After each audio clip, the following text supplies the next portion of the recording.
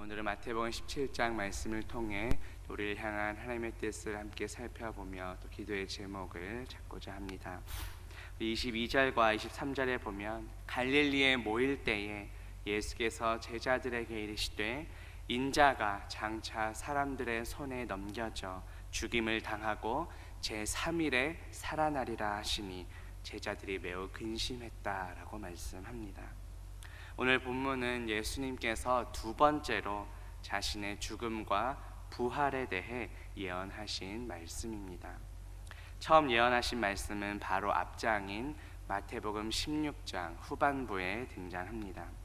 마태복음 16장 21절에 보면 이때로부터 예수 그리스도께서 자기가 예루살렘에 올라가 장로들과 대제사장들과 서기관들에게 많은 고난을 받고 죽임을 당하고 제3일에 살아나야 할 것을 제자들에게 비로소 나타내셨다라고 말씀합니다.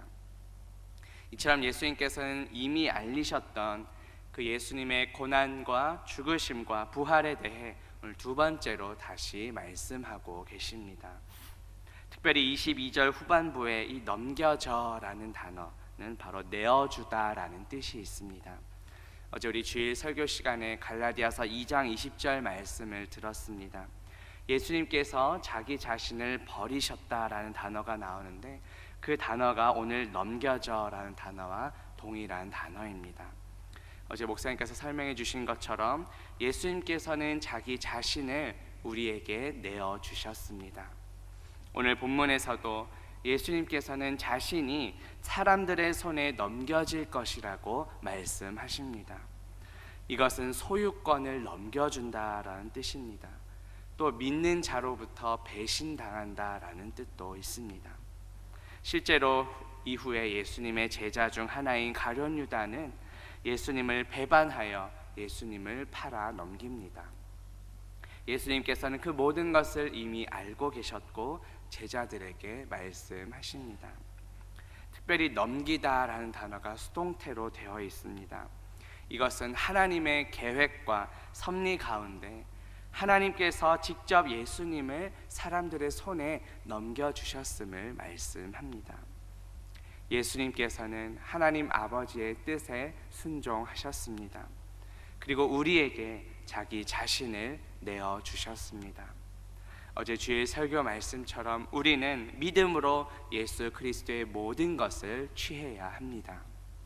예수님께서는 우리에게 자신을 모두 내어주셨는데 정작 우리가 그것을 취하지 못하고 다른 것에 나의 마음이 빼앗겨 있지는 않은지 돌아봅시다. 마태복음 26장 16절에 보면 그가 그때로부터 예수를 넘겨줄 기회를 찾더라고 말씀합니다. 예수님의 제자 중 하나인 가룟 유다가 예수님을 배반하는 장면입니다. 그런데 가룟 유다가 예수님을 넘겨준다라고 할 때 이 넘기다라는 단어 역시 오늘 본문에 나오는 넘기다와 동일한 단어입니다. 예수님께서는 우리에게 자신을 내어주셨는데 가룟 유다는 예수님을 배반하고 팔아 넘긴 것입니다. 우리의 모습은 어떠한지 돌아봅시다. 우리에게 자신의 모든 것을 내어주신 그 주님을 배반하는 것이 아니라 오히려 우리의 모든 것을 예수님께, 주님께 내어드릴 수 있기를 원합니다. 이 넘기다라는 단어 뜻 중에 소유권을 넘겨준다라는 뜻도 있습니다. 내 삶의 소유권은 내가 아니라 우리에게 모든 것을 내어주신 예수님께 있습니다. 내가 주인된 삶이 아니라 예수 그리스도께서 주인 되시는 삶을 살아가는 저와 성도님들 되시기를 주님의 이름으로 바라겠습니다. 오늘 본문 23절 보시면 죽임을 당하고 제3일에 살아나리라 하시니 제자들이 매우 근심하더라고 말씀합니다. 한글 성경으로 보면 이 죽임을 당하는 것이 수동태로 보이고 살아나는 것이 능동태처럼 보입니다. 그런데 헬라어 원문에 보면 반대로 죽임을 당하는 것이 능동태로 되어 있고 살아나는 것이 수동태로 되어 있습니다. 이것은 무슨 의미일까요? 사람들이 직접 예수님을 죽일 것이라는 의미입니다. 그리고 예수님께서는 3일 만에 일으키심을 받게 될 것이다 라는 뜻입니다. 다시 말하면 예수님을 사람들이 직접 죽이게 될 것이지만 하나님의 뜻, 하나님의 역사로 인해 결국 3일 만에 다시 일으키시게 될 것이다, 부활하시게 될 것이다 라는 뜻입니다. 이처럼 우리 하나님은 생명의 주관자이십니다. 시편 36편 9절에 보면 진실로 생명의 원천이 주께 있사오니 주의 빛 안에서 우리가 빛을 보리이다 라고 말씀합니다. 예수님의 부활은 이처럼 생명의 주관자이신 하나님에 의해 일어나게 됩니다. 사도행전 2장 24절에 보면 하나님께서 그를 사망의 고통에서 풀어 살리셨으니 이는 그가 사망에 매여 있을 수 없음이더라고 말씀합니다. 예수 그리스도를 죽음에서 일으키신 하나님께서는 예수 그리스도와 함께 우리도 살려주셨습니다. 신약성경 에베소서 2장 5절에 보면 허물로 죽은 우리를 그리스도와 함께 살리셨고 너희는 은혜로 구원을 받은 것이라고 말씀합니다. 우리는 이미 죄와 허물로 죽었던 자들이었습니다. 우리 스스로 구원할 어떠한 자격도 능력도 없었습니다. 그러나 예수 그리스도에 통하여서 우리의 모든 죄는 십자가에 못 박혔습니다. 예수 그리스도의 부활과 함께 우리에게도 영원한 부활 생명이 허락되었습니다. 그런데 이 모든 것은 우리의 어떠한 자격 때문이 아니라 전적인 하나님의 은혜요 선물입니다. 그렇게 우리는 값없이 받은 이 은혜에 감사하며 하나님께 예배하며 살아가야 하는 것입니다. 그런데 오늘 본문에 나오는 제자들의 반응은 어떠한가요? 23절 후반부에 보니 제자들은 매우 근심했다라고 말씀합니다. 근심이라는 것은 슬퍼하며 정말 고통스럽고 비탄에 잠긴 것을 의미합니다. 예수님께서는 죽으심만 말씀하신 것이 아닙니다. 죽으실 것을 예언하신 그 이후에 바로 분명히 내가 3일 만에 다시 살아나게 될 것도 말씀하셨습니다. 그럼에도 불구하고 제자들의 반응은 어떠했습니까? 매우 근심했다고 말씀합니다. 이것은 제자들이 예수님의 죽으심에만 관심이 집중되고 부활에 대해서는 깨닫지 못했기 때문입니다.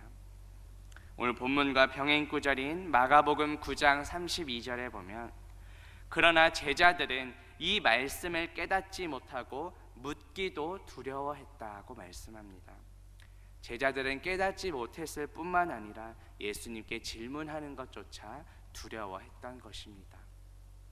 또 다른 병행 구절인 누가복음 9장 45절에 보면 그들이 이 말씀을 알지 못하니 이는 그들로 깨닫지 못하게 숨긴 바 되었음이라고 말씀합니다. 누가는 제자들이 깨닫지 못했던 근본적인 이유가 아직 깨닫지 못하도록 숨겨졌기 때문이다. 아직 하나님의 때가 이르지 않았다고 기록하고 있습니다. 이것은 모든 것이 하나님의 손에, 하나님의 주권에 달려 있음을 보여줍니다. 예수님의 죽으심과 예수님의 부활은 모두 하나님의 주권과 하나님의 인도하심 아래 이루어집니다. 그렇다면 제자들은 왜 매우 근심했던 것일까요? 예수님의 죽으심에만 머물렀기 때문입니다. 그 이후에 말씀하신 부활에 대해서는 깨닫지 못했습니다. 특별히 마태는 제자들이 매우 근심했다고 강조합니다. 당시 제자들은 메시아에 대해 선입견을 갖고 있었습니다. 정치적인 영웅으로 이 땅에 와서 자신들을 구원하실 것을 기대했습니다. 예수님께서 메시아 왕국을 이 땅에 세우실 것을 기대했던 제자들에게 예수님의 그 죽으심과 고난은 받아들이기가 매우 어려웠을 것입니다. 이처럼 제자들의 근심은 하나님의 뜻이 아니라 자신들의 선입견 때문이었습니다. 그러나 예수님은 어떤 분이십니까? 우리에게 근심이 아니라 평안을 주시는 분이십니다. 요한복음 14장 27절에 보면 평안을 너희에게 끼치노니 곧 나의 평안을 너희에게 주노라. 내가 너희에게 주는 것은 세상이 주는 것과 같지 아니하리라. 너희는 마음에 근심하지도 말고 두려워하지도 말라고 말씀하십니다. 우리의 모습은 어떠한지요? 나의 선입견으로 하나님의 말씀을 판단하며 두려워하고 근심하진 않았는지 돌아봅시다. 예수 그리스도는 우리 죄 때문에 십자가에서 죽으셨습니다. 그러나 죽음이 끝이 아니라 3일 만에 부활하셨습니다. 근심과 두려움이 아니라 이 부활의 확실한 믿음과 소망으로 기뻐하며 감사하는 저와 성도님들 되시기를 주님의 이름으로 바라겠습니다. 함께 기도합니다. 하나님 아버지, 오늘 말씀을 통해 예수님께서 우리에게 모든 것을 내어주셨음을 깨닫게 하시니 감사합니다. 내가 주인 된 것이 아니라 우리에게 모든 것을 내어주신 예수님께서 주인 되신 삶을 살아가게 하옵소서. 예수님의 죽으심과 부활을 예언 들은 제자들은 두려워하며 근심했습니다. 우리의 판단과 선입견으로 근심하며 두려워했던 것을 회개합니다. 근심과 두려움이 아니라 부활의 확실한 믿음과 소망으로 기뻐하며 감사하는 우리 모두가 되게 하옵소서. 예수 그리스도의 이름으로 기도합니다. 아멘.